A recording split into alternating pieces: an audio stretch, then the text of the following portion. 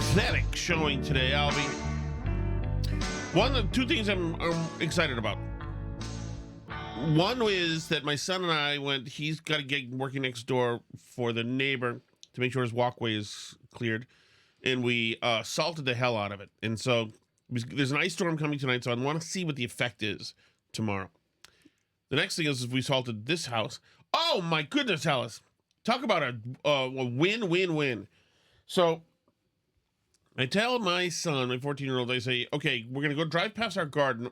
There are at least 2 buckets in there because I wanted to get 2 buckets of rock salt from the town workers area where they keep the rock salt, which I'm told we're allowed to take. So anyway, so technically you're not doing anything wrong. That's what I'm told. So anyway, so I have 1 bucket, and so I said, go to the garden, try to get the other bucket.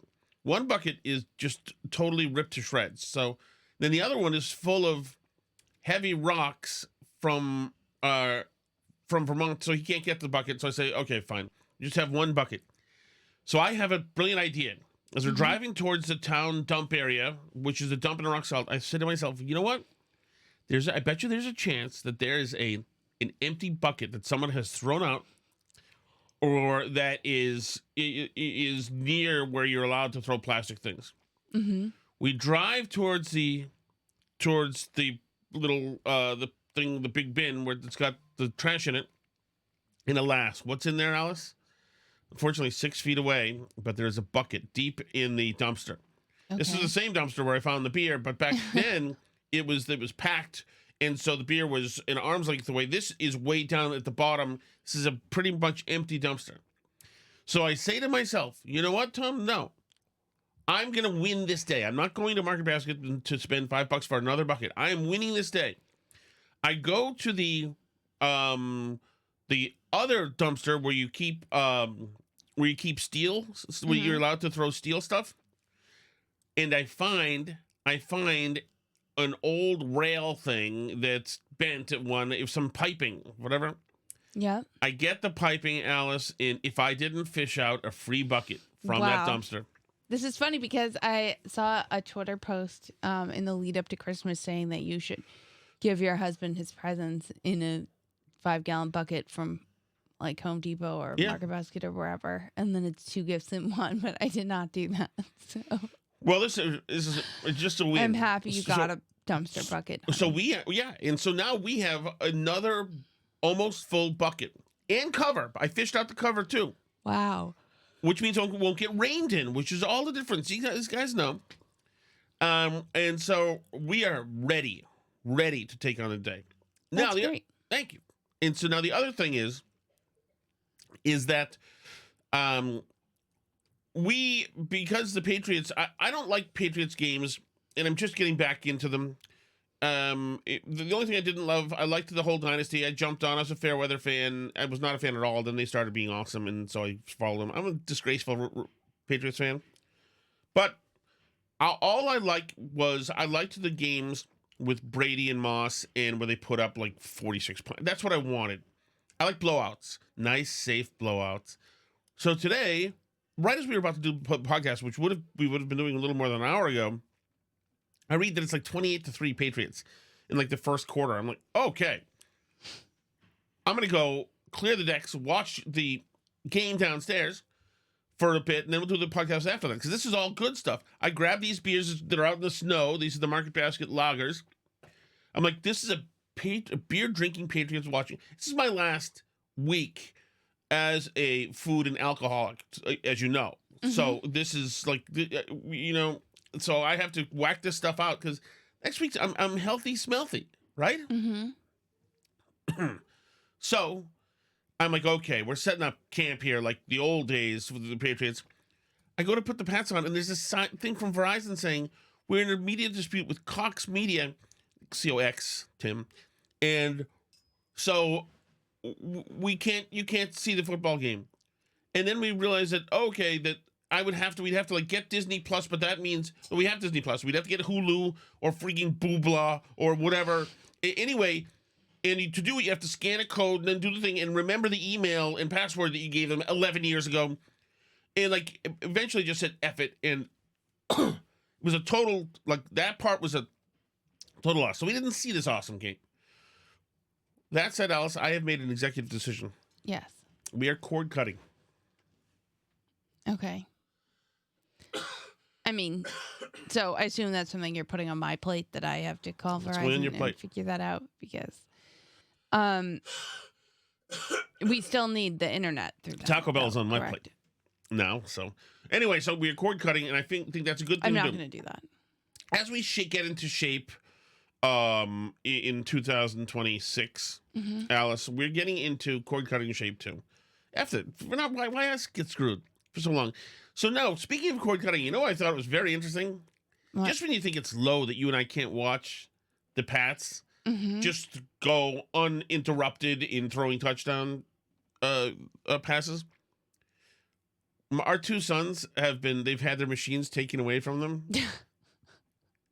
And as I was walking up here, you know what they were doing? What? They were playing Roblox with each other in their heads. So Roblox is a video game where you walk around and do a bunch of useless stuff. And they were saying, okay, I got a blue box now. Okay, I'm getting one too. Put it over there. Over there is a living room. And the other, wow, that is low. They've sunk to a low place, but it also made me very happy that is the truth in the world. Okay, now, if you've been watching, this is the oddest time of the year. The slide from Christmas to New Year's is the weirdest time in the year. Yeah. Everybody else gets fat and is like drunk all the time. You don't know. There's no schedule of anything, so you don't know what time and place to be at all. I like on my radar. For us, a lot of the kids' things have dropped off. So like I know that sometime between tonight and tonight, I have to get the garbage out to the curb. And I think that I'm clear for the next few days. I'm not sure. Since I've done the salting the driveways, that's about it. But it's a weird slide time. And even Twitter is weird now. But there's one thing on Twitter. And it is that one guy has done all the journalism. For the whole state of Minnesota. Yes. And really kind of by effect for the entire country. But I should give that to Robinson and the Main Wire folks too. So they're doing it over here already. He's already been on to it. But this is amazing. This stuff going on in Minnesota is absolutely amazing. What's happening? This kid took video of, we talked about the Somalians ripping off daycares, right? No, they're not ripping off daycare. Sorry, they're ripping off Medicare. Or is it Medicaid? Which ones are they ripping off? Medicaid. They're ripping off Medicaid. So what they're doing is, among other things, one of the grifts is they're pretending to have these daycares full of kids. They have the daycares. They don't seem to be full of kids. I will say one thing to play devil's advocate a little bit, which is that, for example, our daycare that we regularly use is closed this week. Yes. So, like, if you went there wouldn't be any kids. Yeah, but this stuff he's week. done, he's been doing for months. Yeah. No, I know. So I don't know. I mean, like, clearly this needs more investigation than just this. And yeah, he's been doing research for a while, but also like he has this old guy with him. Like there are people on the ground who have been tracking and documenting this stuff as well for a while. Yep. You know, it made me think of people like Mark and Wakefield who work at these newspapers and like how if you went to some people who have been on the ground and following this stuff, like you could easily find out these things. You know, and find all the leads to go to, because essentially no one is tracking any of this stuff from the government. Right. There's no like verification on any of this at all. Right. And so they're getting money to run daycare centers. They're getting money to run like autism charities, or not charities, autism like programs where they're just collecting money and not doing anything, not providing any services. You know, presumably they're like giving payouts to the people who say they're getting the services. Right. Enormous amounts of fraud, billions of dollars of fraud. You know, and Trish points out in the chat, Tim Walz had tweeted how they were increasing funding to daycare centers back a couple of years ago. This stuff is, the scale of the fraud is really kind of astonishing, even if you like assume there's fraud in these government programs. It's like seeing the Doge stuff when they were doing the Doge stuff, and you're seeing like that they're giving $2 billion to Stacey Abrams for nothing. And it was funny. So we watched today some of the Sunday shows, and Bernie Sanders was on, of course, because that's who you have on when you want to talk about AI. You don't have on like tech people or anybody who knows anything about anything at all. You have on Panikins. Bernie Sanders to complain and say we need to put a moratorium on all data centers and stop all the AI while he studies it, which of course to the government, we're going to study the issue means we're just going to funnel money to our friends for them to do nothing and stop anybody from doing anything industrious or improving life in any way. Well, yeah. It's all people who want to put a stop to anything productive, who want to slow you down while they think about what to do, while they just funnel money to people for absolutely nothing. And like a lot of this money, this Minnesota fraud money, is flowing out of the country altogether to go to like warlords in Africa. Yes, Are that's we what the kidding? Steve Robinson's been talking about. And terrorist groups, Al-Shabaab, like we're funding terrorism with these programs that are not going to anybody real at all. And I guess the one thing about it that I find a little bit discouraging is you have like Kash Patel tweeting about how much the FBI is doing about it, which the only FBI investigation that we're aware of right now was started under the last administration and, you know, has primarily not been Kash Patel at all. And then you have like JD Vance tweeting about the scale of the fraud. Like, get off Twitter and do something, guys. Like, this is not, I understand it's the Christmas slide week, but like some of you need to be doing something. It was also shocking, you know, we did have on the Sunday shows and a bunch of them were like evergreen interviews and stuff. And there was a lot about AI, which I think we should talk about because I do think we're not talking about AI enough. But it was interesting. There was nothing about any of the Somali fraud stuff, as far as I could tell, on any of them. And we did fast forward through some chunks, so maybe I missed it if it was mentioned in passing. But this is a huge, huge story. And it's going to keep happening. And the more that it keeps happening and the more that people keep exposing it and the government keeps doing absolutely nothing about it, the more you're going to encourage this like citizen journalism, these like YouTube influencer style videos where they show up at places and start demanding answers, which I understand, honestly, the people that find showing up at daycares and demanding to see the children a little bit of an odd behavior. Like, I would be annoyed if somebody did that at my kid's daycare. I would not.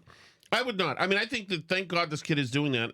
And no, I know, but the more my point is, I do think that this is like not normal and weird and like but you're gonna see more of it if the government continues to hand out money to people to start daycare centers without verifying anything. Every citizen journalist who activated himself to be part of the Karen Reed trial is going to activate himself to be part of this, right? And yes, and that's like, and I'm not even talking about like Turtle Boy and Mike Can, the stoner guy, or Jess Machado. Those are high-level citizen journalists. No, it's going to be less so. And just dudes, like the kind of dudes who set up these like pedophiles on dates. Right. So the other thing about it is that AI has made going through a ton of documents much, much easier. So like we've talked about this also, is like all these records are available online, but it's very prohibitive to get a hold to like go through and check them all. But you can have an AI look through it and it will occasionally hallucinate things that are not true. So you have to check the information that it gives you, but you can actually save yourself a lot of time and do a lot of these tasks that ordinarily would be like too daunting for a citizen journalist. You can, you know, use it to do stuff much more quickly and easily than you would otherwise be able to do. Yeah. And this is going to say that it's going to erode trust in government programs is an understatement. This is, and frankly, like, it's so supportive to the Trump administration's whole agenda that you have, like, it would be bad enough to have huge, recently arrived, legally gray immigrant populations that are 90% dependent on welfare programs to even live in this country. That would already be, like, not a great situation. But to have them blatantly ripping off the taxpayer for literally billions of dollars on top of the, like, just the charity money that you're doing to support them, that at that point you've entered, like, insane territory, right? Like, anybody who's upset about the videos of people being dragged away by ICE is going to quickly have their empathy for all of this eroded down. Well, I think they're going to practice omission in their own minds and go right to its racism thing. But you're right. What this has done is use all of the momentum, all of the energy behind the immigration debate and all that's happening, with an added on, they're eating the cats, eating the dogs aspect of it. And what it's done is it's supercharged and suddenly made real what was political rhetoric. Because the right has always been saying that we can fix Medicaid by getting rid of the what three things, Alice? Waste, fraud, abuse. Exactly. And although there is waste and fraud and abuse, now it has been animated into something that everybody can see.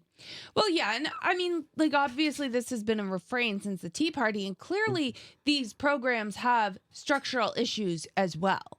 Like, Social Security and Medicare and Medicaid, especially Medicaid post-Obamacare, have serious structural and incentive flaws even without waste, fraud, and abuse. Yes. Like, there's not going to be Social Security for anybody my age if we keep going without changing the structure of the program. Like, when Social Security was started, life expectancy was lower than retirement age. Yes. So this is not where we now have, like, two working people supporting every retiree and people are retired for 50 years. This is, like, not going to work just mathematically, right? I like, we can argue about it all day, but, like, if we don't change the structure of these programs for future retirees, there's no, like, mathematically it doesn't work out. So that problem, leave that whole issue to the side of the structural issues with these programs as entitlements to start with. The waste, fraud, and abuse, I personally never thought was going to be big enough to be, like, as big an issue as this is. I think that this changes all of that. Yes, and I think that a lot of that dates from the COVID era subsidies too, because I think there was rampant COVID relief fund fraud, rampant. Yes, unresolved, Alice. Mm-hmm. And by the way, this is about this country spends about a fourth of all the money that it spends a year on these programs. Yeah, about 25%. More than the whole defense budget, 2.6 more than trillion anything else. Mandatory spending. It's in there. So can you imagine 2.6 trillion? How much of the stuff is just simply walking out the door? And then that brings up, we've already talked about it. The amount that's being stolen in fraud from, like, Medicaid alone is essentially the size of the GDP of the whole country of Somalia. Yes. So the amount in Minnesota, by the way. In Minnesota, in one state. Yes. So from one program in one state is nearly the size of the whole GDP of the entire country. And so the amount of sympathy I have then when these prestige publications come out with studies about how 600,000 people have died from us getting rid of USAID, like, the whole U.S. government is apparently USAID. Yes. The whole thing's a scam. We just send free money to everybody in the world constantly. Well, right. And apparently, like, is how this works. Yes, and the Somalis, in this instance, become a crucial voting bloc, and Democrats say, okay, how do we get the money to them to get to us? And this is how they do it. They make sure they increase these spending, and we're also going to increase the Medicaid spending because it's matched federally. Yeah. 1 for 1. So, especially since post-Obamacare, this is what when people talk about Obamacare, really, at this point, because they got rid of the insurance mandate, Trump got rid of the mandate at the federal level. Some places like Massachusetts still has the mandate. But what Obamacare essentially is at this point, it's a demand on insurers that they cover pre-existing conditions, which just purely costs money. There's no collection mechanism for that. It just costs more. It allows young people to stay on their parents' insurance until they're 26. Again, just purely cost money. There's nothing like, there's no cost savings there to be found. Like, you're just forcing insurers to keep young people on their parents' insurance till they're 26. That's fine. And then it's Medicaid expansion. And all it is it allows people who don't have kids, aren't disabled, and aren't pregnant to be on Medicaid, which was a program for people who were like, to cover children or pregnant people, yes. or it was used for disabilities. It was used for these things that were supposed to be for people who couldn't provide for themselves. And that's what this whole debate was about when we shut down the government, was during COVID. So Obamacare expanded that first to able-bodied adults, and COVID expanded it more to wealthier able-bodied adults, which is why we're funding early retirees through Medicaid who decided to retire in their 50s and live off taxpayer largesse for some reason. Yes, which of course the left is using as a weapon, saying 20 million people will see a hike in their insurance rates. Right, because you guys expanded the Obamacare insurance subsidies more during COVID for some reason to include rich people who shouldn't be on Medicaid to start with, like who don't want to work. It just makes no sense whatsoever. And this is like what they went to the mat to fight for. And then, as if that's not bad enough, we're also just letting people steal from it with no repercussions. So the entire thing, like start to finish, I thought it was just bad on the face of it that we're for some reason subsidizing healthcare for rich unemployed people who decided to retire early. But it's actually worse than that, because we also just let people commit literal fraud as well as structuring the program to give out free money for no reason. Like, Trish says in the chat, kill all these programs and let people keep the money they earn. Like, really, it's so insane right now. It's so insane. And the fact that nobody in any mainstream media is touching this story is what's so incredible. Like, there's so much journalism to do here. Yes. Let's play a little bit of the Nick Shirley. He's a kid doing all these 23 years old. Right. YouTuber. A little bit of his audio. Here in Minnesota, massive fraud is taking place within the government and the Somali population.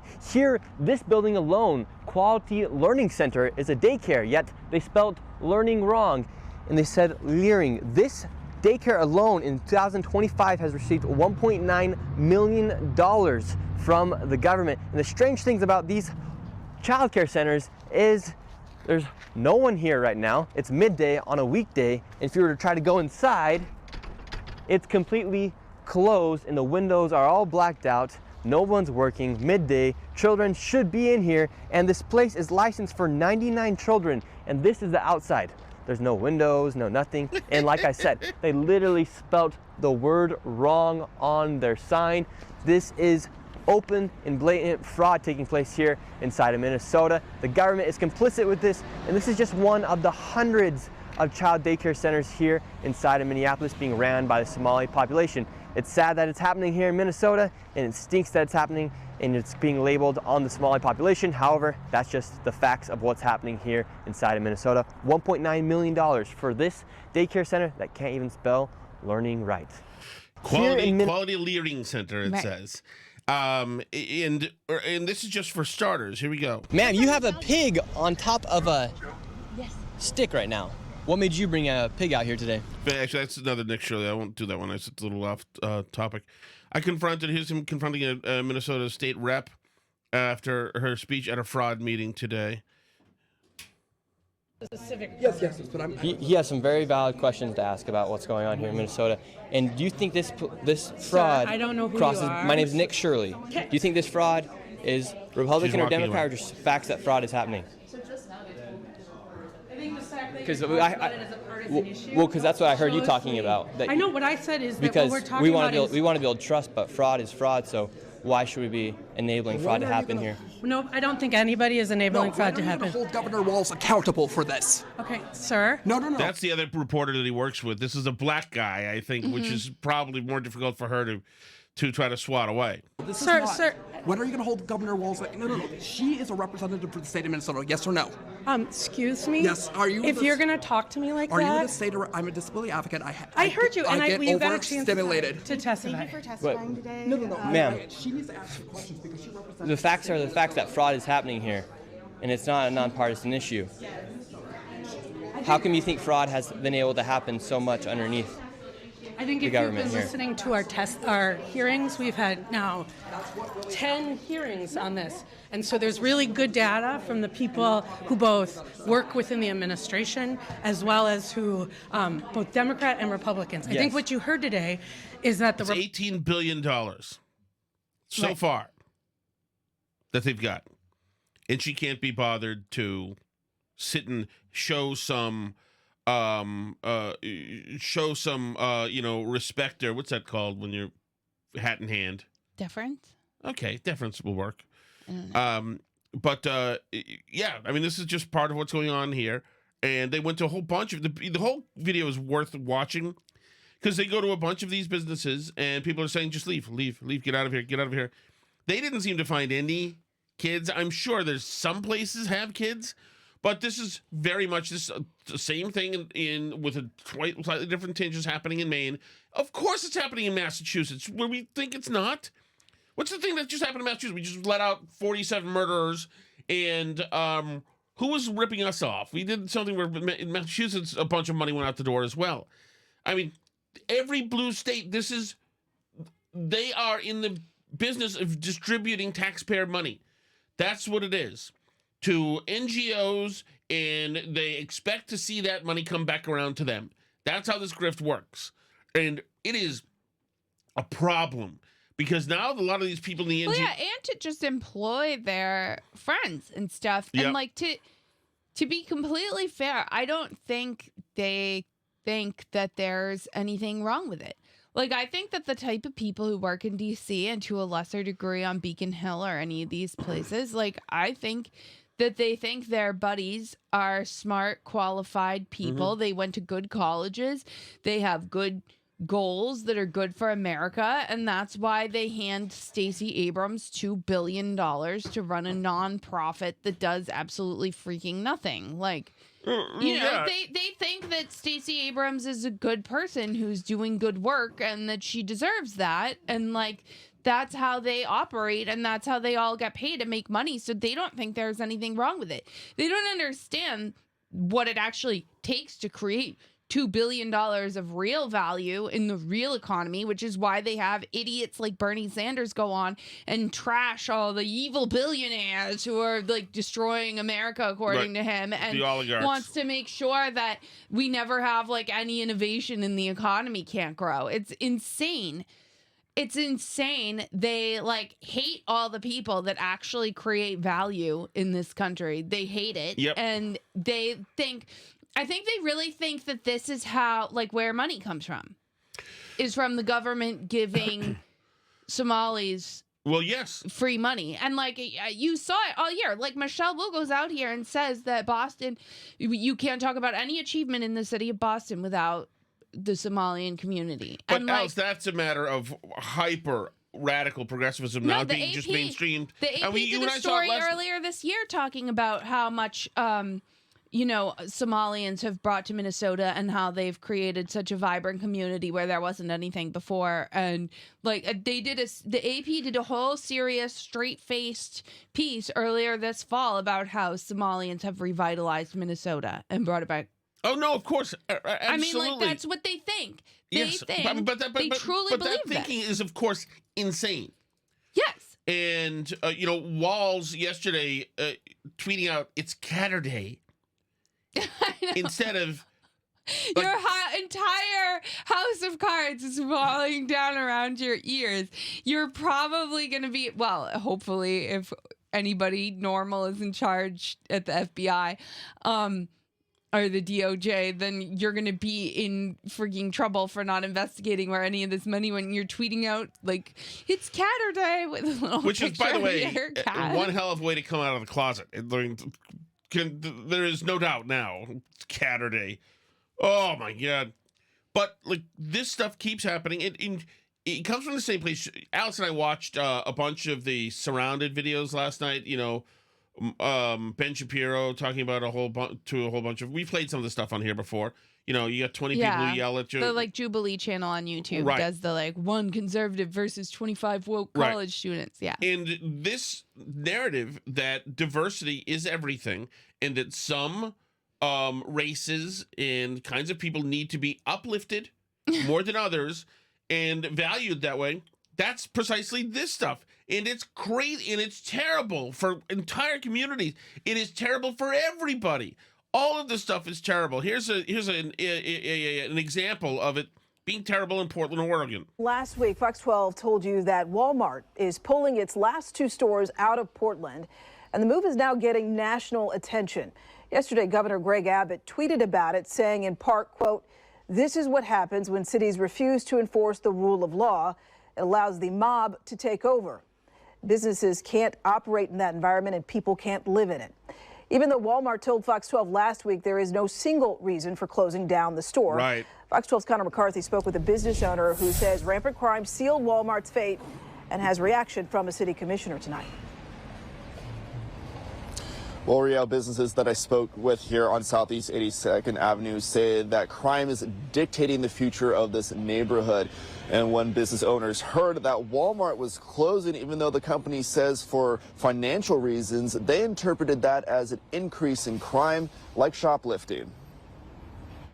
It's a neighborhood in Southeast Portland that business owner Daryl Hansen says has seen better days. The whole 82nd's changed, you know, in the last 20 years, especially the last 10 years. It's really gone down here in 5 years. Each year it keeps going down and down and down. More crime, more garbage, more homeless people, more drugs, you know, and nobody wants to help. Daryl has owned and worked out of his muffler shop on Southeast 82nd Avenue near the Eastport Plaza for nearly 40 years. But this experiment in Portland, the progressives who hold office would say is successful. Mm-hmm. Yeah, you should have seen. We were watching, and these are old. These Jubilee videos. It's nothing new, but we were watching. You know, one of these. I forget if it was the Ben Shapiro one or the Charlie Kirk one, when they said that there was like a ton of crime in Oakland, California, yeah. And they were like shocked. How can you say there's crime in Oakland, California? Mm-hmm. What do you mean? What are you trying to say? Like that? It's like they've never heard this. In their worldview, it's just, that's all not true. It's just greedy billionaires pulling their stores out for no reason because they hate brown people or whatever. No, yeah. Or when Charlie Kirk suggested to the girl that that more policing would help the black community. Oh, yeah. And she did a spit take. They all were like, oh, what? Yes. More policing? What are you talking about? Yes, because they feel that policing is the cause of the crime. Right. And the problem. That, yeah. When you ask. Literally. No, we've heard them say that. When somebody asked AOC years ago during the George Floyd stuff, you know, what it would look like to have less policing. And she was like, it would look like, you know, fancy white suburbs where they do less policing. They think that's why there's crime in like Dorchester and Roxbury, is because there's more policing than in Winchester, Massachusetts. Yes. That's what caused it to be like that, was the policing. So, but a bunch of people around the table, their jaws dropped open. But they've never heard these concepts said out loud to them. Correct. These people, they really think that, you know, Minnesota was a total terrible hellhole before the Somalian community arrived and brought light and joy and happiness to it. Yes. Exactly. Now, we have a huge chat. We have a huge chat, so we should probably go to that. I do want to talk about the AI stuff. I do want to talk about Kwanzaa greetings. And by the way, in celebration of Alice Shattuck, so I do want to say, blondes are attractive, but you got to give Bridget Bardot all the world's success in making them just the sexiest people on earth. She's beautiful. Yes, Brigitte Absolutely. Bardot. The late Brigitte Bardot. Brigitte Bardot. It's Bridget Ellis. Oh, Brigitte. Ugh. My daughter yelled at me too. She's like, "Who that? Why are you saying it like that?" know. And I'm like, "What do you mean? She's French." Oh, you just putting on airs. Oh, Big my fan goodness. of Marine Le Pen too. Brigitte Bardot was. Yeah, but she was an odd person. She was an odd because animal she was activist. pro animal welfare, but not a big fan of third world migration into France. Put it that way.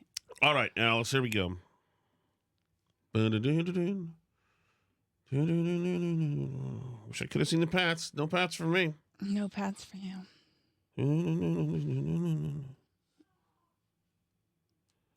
Yeah, and I saw you tag them in on Twitter. Nobody at Verizon remotely cares. Remotely, huh? You get it? I didn't mean that as a pun.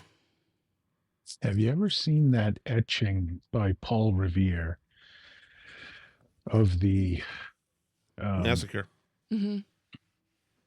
the Boston Tea Party Mm-hmm. with the Somalis dressed as Native Americans dumping tea into the harbor? It's his most famous one. I'm surprised Yes. the two of you have never seen that. True. Yeah, we actually have those glasses downstairs. We got from Alice's mother, as a matter of fact. Great Christmas gift. One broke. The Paul Revere etchings. Yeah, no, it is funny. That's from Wu. Just like you were just talking about, just saying that Somali. You can't have There's a no conversation. achievement. Nothing has happened in Nothing. Boston that didn't involve It's the freaking Somali amazing. community. Hey, Billy from Manchester. Hey, Billy. Calling balls and strikes here. Last week, you said the worst people in the world were the ones that put themselves at the Brown University shooting, even though they weren't even near there, i.e., Yes. the guy from CNN whose kid's father went there, or Alice's father who went there, things like Right. that. Mm-hmm. But now Tom, with the Ben Sass news, the awful Ben Sass news, and the announcer from the Bengals, all of a sudden now he's got to interject himself somehow. He's at the last drop in Brighton, and he met 3 girls that say "live life and prosper" or whatever the heck they said. What? Yeah. It's all about you guys all the time. It's unbelievable. Just tell the story and just move on. We don't need to hear about Tom's fake stories about fake women that he met at bars, and kind of associate that with today's news. It's just really unbelievable. Wait, It's hold on, it's Billy. bad. I'm not Merry What is he Christmas. talking defending about? Tom, by the way, Billy. 54 seconds. Thank you, Billy. Merry Christmas. Live long and prosper. What was that about? The bar in Brighton? The old ladies at the bar told you. Oh, yeah. Whatever. Okay. Hey, Liz said, yeah, live long and prosper. That's funny. No, they said, we're here for a good time, not a long time. Yeah. That was certainly not in Brighton. That was in Quincy, near the old tent, whatever that was. But that said, the last drop in Brighton was one hell of a good bar. You've ever been there, Alice? I wouldn't have No. taken you there, but because it was a little bit farther of a walk. In whatever that square is in Brighton. It's a great bar. I hope they're still going. So the last All You Can Eat podcast was Tom telling everyone he was a concierge. He still knows the number Yep. for lockovers and Yep. every other now defunct restaurant. 542-1340. I should know Legal Seafood. I can't remember it, though. But there were a bunch of legals. 236-5800. I think that's the... Is that the 236? That's the Marriott Copley, I think. Restaurant in the city of Boston Yep. that closed. The Hilltop. Yeah. He read a woman's shopping list, which is hilarious because he doesn't even write anything down. He just No. goes in and starts shoving things in all of his pockets. And then as he's walking out, remembers that, oh, yeah, my jacket is filled with meat. Come on, Tom, you got to step up your game, brother. Come on. I think the shopping list bit on the All You Can Eat podcast is fantastic. It's all organic. It's a deep dive into the psyche and strategy of somebody's food shopping. The Hilltop Steakhouse, I have never eaten that. I never ate there. I used to go with my neighbor to pick up. She'd like get ground beef from there or something. But I did never eat at the Hilltop. I just don't know why. Parents edit you, and they edited out the Hilltop. That was not for us. We used to go to the Half Shell, Legal Seafood, Tatsukishi, and what's the Chinese place? We get Chinese from Lexington, Peking Garden. That was our bailiwick growing up anyway. And obviously in Winchester, Bolinos. Right? Right? So true. I'm right. All right. Hey Tom, it's Michael in Cincinnati. Hey, Michael. I've been home with the kids for a couple of days because they're on school vacation, Yeah. and I was listening to your Tuesday podcast for a little happiness and levity, but you had to start with cancer and death. I So know. you really made my night. I know. I'm going to hit the bourbon pretty early tonight, so I thank you for that. Maybe Wednesday's podcast we can cover taxes and colonoscopies. Maybe that's a good topic to cover. Thanks again for all the serious topics. Really appreciate it. I know. Bye. I tried to get off it pretty quick, but it was front and center because of Ben Sass and some other stuff that we'd seen out there. I'm generally very against that. Very, very against that stuff. Nobody wants to think about that crap. So Alice apologizes to you on behalf of the company, Burn Barrel LLC. Right, Alice? Yeah, I'm sorry, guys. Ooh. What? Ew. I like hearing you apologize. Hey guys, Andy in Cambridge, Hey, 5 Andy. minutes east of the Phoenix Landing. Help me out with this a sec, Tom. Yeah. You had like 5 guys as the ballroom porter thing that you worked with. Yes. None of them were white because 4 of them were from Ghana and 1 of them was Portuguese and none of them were white. Cheers. Thank you. Yeah. So none of them were white. 2 were Guyana, not Ghana. 2 were Guyanese. 3 were Guyanese, really. Because one guy was half with us and half. What do they doing, speak in Guyana? That's a great Is question. that Portuguese also? Culturally, they're Jamaican because all they did is talk about Bob Marley and listen to. In Guyana, I don't know. I don't know what they speak. They're Indian. Guyanese are Indian. There's some parts of India. So whatever Indians speak is what they do. And one guy was black. He was from Dorchester, so he was an American. One guy was Portuguese. His name was Jose Viveiros, and he was a great guy. Great guy. And all of them thought I was lazy. Well, The official language of Guyana is English. okay. Well, they spoke English, but I know that they're from India. Guyanese Creole. Okay. An English-based Creole with influences of African, Dutch, and indigenous languages. Oh, so maybe that's the Jamaican influence there. I'm not sure. I can get him on. I'll try to see if I can get my friend Vanka Sami on. Okay. But there are Hindustani is spoken by some Indo-Guyanese for cultural reasons, with Hindi used in religious contexts. Okay, there you go. That was the gig, by the way, to get was the coffee station gigs, because those guys got paid a lot of money. They get a piece of every gratuity that every room got to set up the coffee break. That is a winner of a job. They were making like 70 grand back then. You know, off the boat Guyanese guys making a lot of cake back then, and those was great gigs. Just hard workers, worked harder than everybody else. As we all settle in tonight and prepare for Christmas Day, Tom's chestnuts are roasting on his funeral pyre, and Jack Frost is kissing his popo, so he wishes. Just want to say Merry Christmas to all. Thank you, Tim. Thank you for the content, Shattocks. I hope you have a wonderful day tomorrow. Enjoy. Thank you. We did. Thank you. And Alice is now back with us, which we love, obviously. Right, What Al? do you mean? Where was I? You were sick yesterday. You were absent. AWOL. Yeah, but you didn't do a podcast yesterday. I didn't do a podcast because you were ill.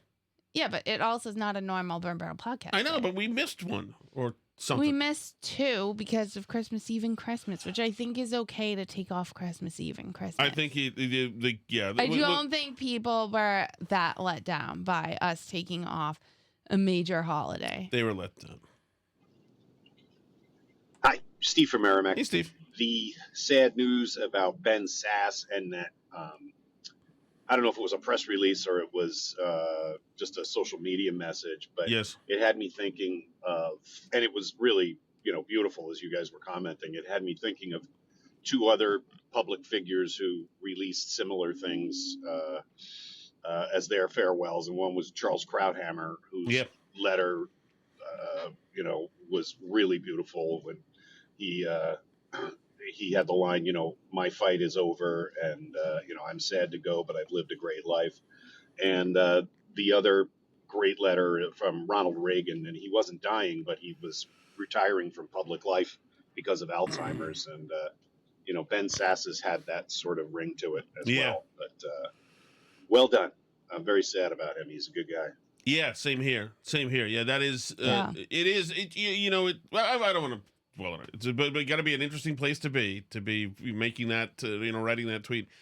I miss Krauthammer. It would be great to have him now. I don't think that he'd be a Trump guy, but he's no, he's definitely a person that I'm so curious to know, like what he would have said about all this, and I'm also like happy for him that he doesn't have to worry about it anymore. Like in a way, yeah. like it's not his problem anymore to think about it. But it's although I think it's been this last maybe couple weeks have been like good ones for the Trump administration. Oh yeah, we'll get into a little more. Yeah, we'll talk about it more on the Patreon side of the show.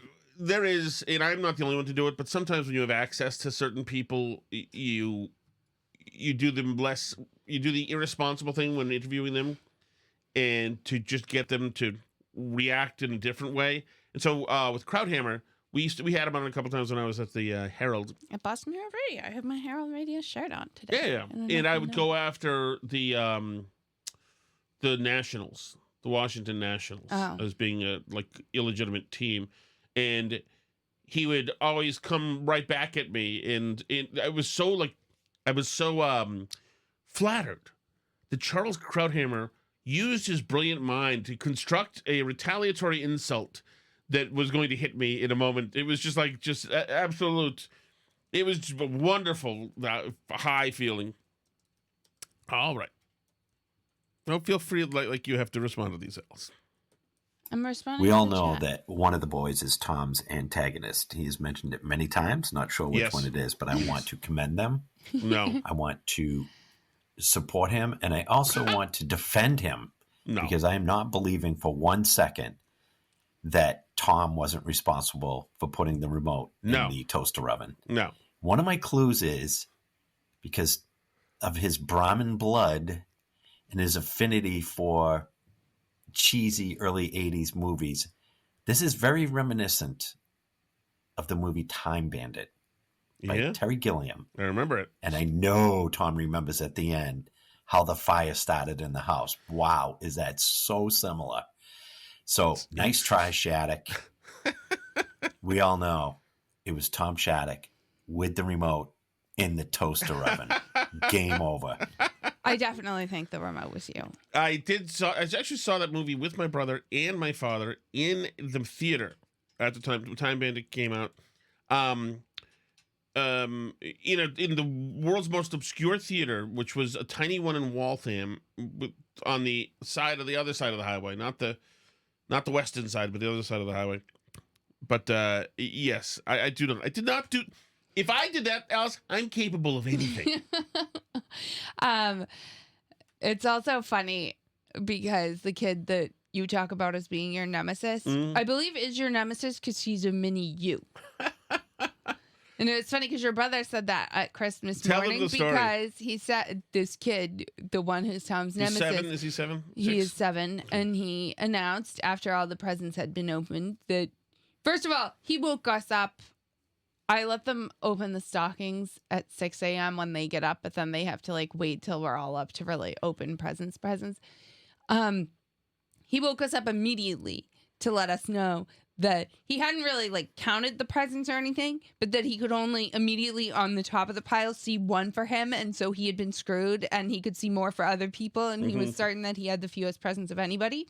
And then after all the presents had been opened and we were winding down, he told us that this was the worst Christmas ever. He got the worst presents and everybody else got better stuff than him. And Tom's brother said, well, it's good to see that Tom's genes live on, because that's what Tom said at every Christmas, every birthday, every Easter, every holiday. It was the worst one. He was very disappointed in everybody. He had been very let down. To my disgrace. Oh. So another clue that's giving away Tom with this whole toaster oven incident. claiming that he couldn't have carried that remote into the kitchen because it doesn't work on that TV. Right. Well, what better prop to use than the remote that doesn't actually work on the TV that Tom was watching, and use that to melt in the toaster oven and blame on one of the kids? Have you no shame, sir? I see. That's like the throwdown gun, just to frame the. But I see. That is incorrect. How about that Nick Shirley? Yeah. It's a dude from Minnesota we've been playing. The 23-year-old reporter. What is it? 14 minutes long, and it shows millions of dollars being stolen. You believe that? Just a kid with a camera and a drive to stop the insanity, like Susan Powder. You remember her, Alice? Nope. She's back, actually. She had very short hair, kind of intimidating lady, late 90s, Susan Powder. Yeah, and by the way, Nick Shirley has this like old dude with him, this older guy with him. These two are going to be mega famous. I think that's like a local guy who's not a YouTuber. He's but great. Like I said, I do, and I copied this from a tweet. I didn't come up with this thought, but like somebody was essentially saying that this is what all these young YouTubers should do to get content, is just go to these towns and find people who have like worked in local newspapers and know like how to find stuff in the town. They are going to. There's infinite stuff. And because local papers are all dead or dying, there's no like outlet. There's nowhere for any of this information to go right now. It's just like sitting out there waiting. Yes.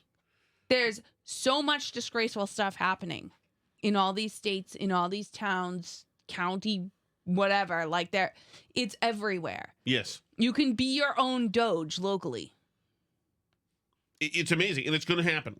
Just wait. And there's going to be no way for government, once these young reporters, independent reporters, find the template, the what's it called, the best way formula? to do the formula, but it's what's best practice. Once they get the best practices down, it's going to go from daycares to other brick and mortars to places that don't have brick and mortars, to other departments, and government will not be able to keep up. And it's going to be freaking wonderful, but heads have to roll. Heads need to roll. Thank you so much for listening, guys. Join us on the other side. If you're watching on Patreon, just stay there. If you want to get the extra Patreon content, you can go to patreon.com/burnbarrel. Not only is there extra content there, not only can you join at the $10 level to live stream the shows every day, you can also find all three of Tom's podcasts there ad-free. So that's the Burn Barrel podcast, that's the All You Can Eat podcast, that's about food, and it's the Shattuck Show ad-free at patreon.com/burnbarrel.